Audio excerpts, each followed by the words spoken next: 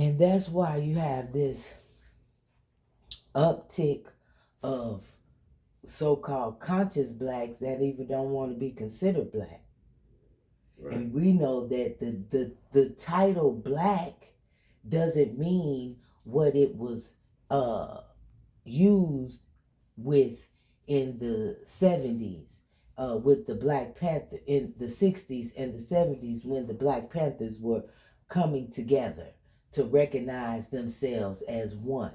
But when they were recognizing themselves as one, it included the Latin brothers and sisters coming together with the black brothers and sisters, coming together with the Europeans, all as one under black. So black doesn't connect to a nationality. It doesn't connect to a culture. You can't go and approach a Chinese person, Vietnamese, Indian, or anything and call them the color that they look like. Okay, but so check this out though. Even though that everybody look at the word black as a downing, you know what I'm saying, or some type of No, it's a culture. It's a title. That's what they have on the federal applicants. What's your color? Black. And they changed black to African American. So we've black, been given we've been given what we can call each other, starting from Negro, nigger to Negro, and don't forget colored was in there. You was colored. You went from nigger to colored, from colored to Negro, from Negro to black, and from black to African American. So the black word itself ended with Jesse Jackson Jr. To be honest, the word black is a very powerful word because black is very powerful. You know what I'm saying? Light had to come from it. And if you separate all spectrums of black, you have every color in it. It takes every color to make black when you put it together. Okay, that's how powerful black is.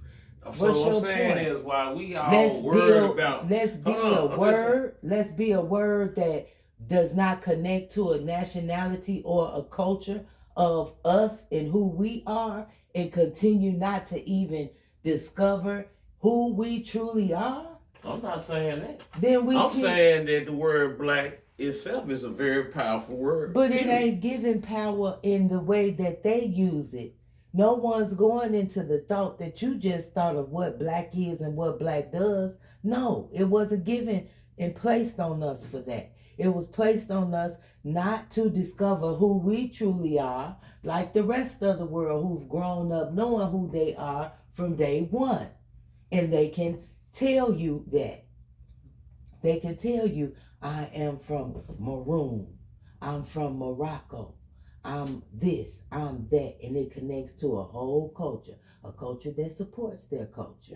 Well, they are from those places too. Okay. And we are from this stuff, from over here, being labeled, what the motherfucker feel like as you said, lazy, whatever, violent, aggressive. See, that's what black means to the world. It doesn't mean what you said. No one even goes into that mindset. Otherwise, they will understand that it's divine. It is highly spiritual. It is godly. And it is godlike.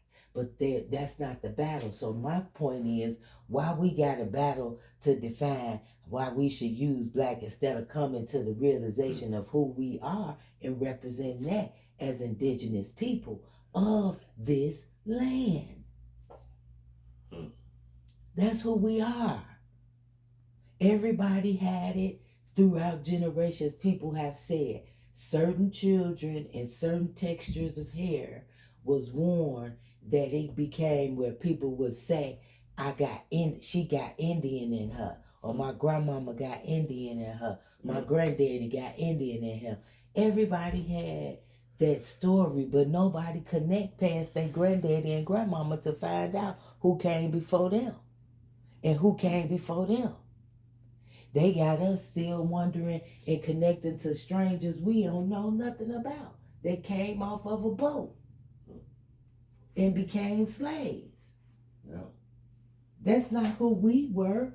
Our people were already here, already making money on this land. So in a way, they got millions of people, black people over here with by buses. In a boat.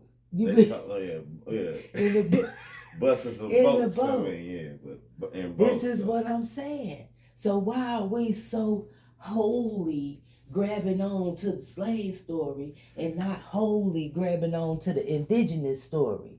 And now, guess what? They got a head start because they got the indigenous people trying to look more white than indigenous of their originality. They want to put the racism in the indigenous and your qualifications as an indigenous.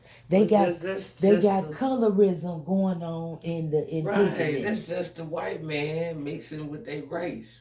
So that's them becoming who they are as a people mixed in and telling you white motherfucker. So now you got a white motherfucker with a sheepskin on telling you, because I got the stories of my ancestors. Was a half motherfucker. Come on now. Half breed or some shit. You know what I'm saying? You gotta think about it. I am thinking. That's the point. And that's how it is with us. You know what I'm saying? Thinking. With the light skinned and the darker skinned person. That's what I'm saying. How much white motherfucker you got in you. Basically, that's all it is. You got some white blood in you. But okay, so that's why you're a red motherfucker, basically. You got some type of white blood in you. But they're not pushing it as that. And they got a head start on us, the true original indigenous descendants, as far as knowing who they are. See, they pretending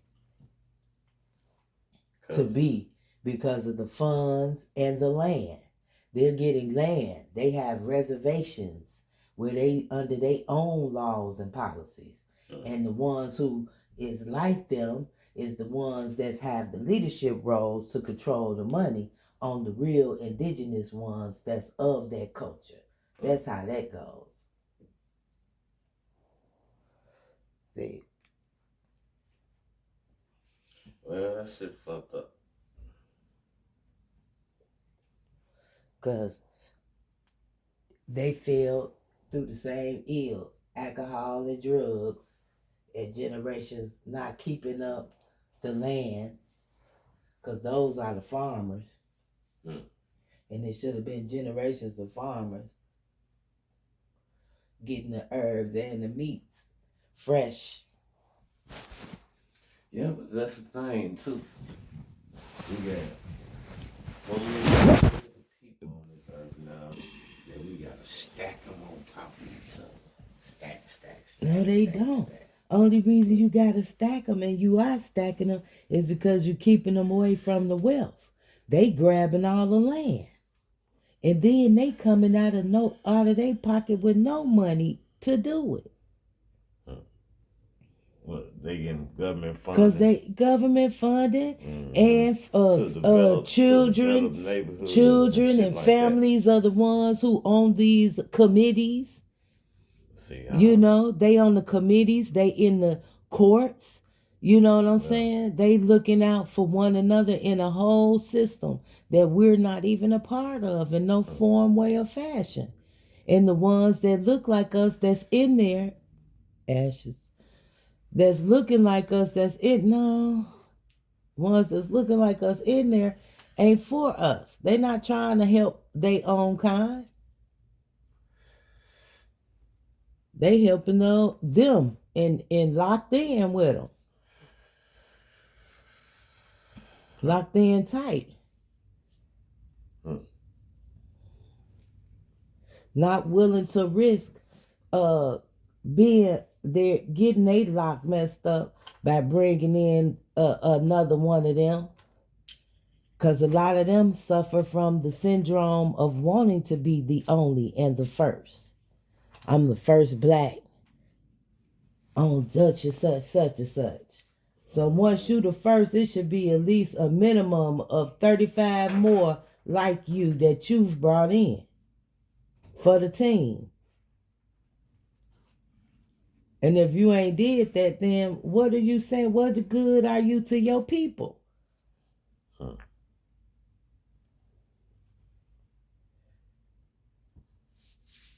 That's true. What training classes have you set up in the areas of low